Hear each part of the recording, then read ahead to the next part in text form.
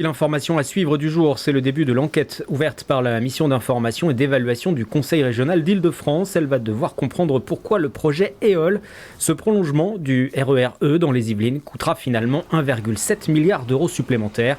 Xavier Gruz, le directeur d'EOL, vient d'être entendu. 27 personnes le seront en tout. Il a expliqué la complexité technique du chantier. À la porte Maillot, on n'a pas réussi à faire descendre l'eau tel que ça avait été prévu au départ. C'est lié sans doute à de la présence d'argile dans les sables qui sont en partie basse. Et ce phénomène n'avait jamais été observé et donc il nous a conduit à devoir déployer des moyens supplémentaires pour descendre la nappe.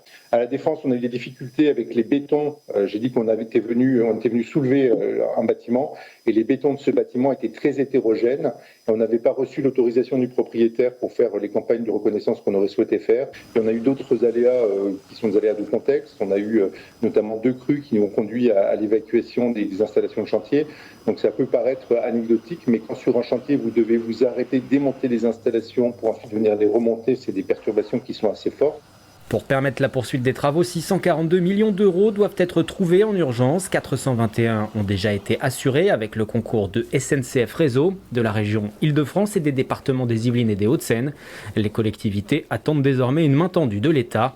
Le prolongement du RER-E doit permettre de relier la gare Saint-Lazare à Mantes-la-Jolie.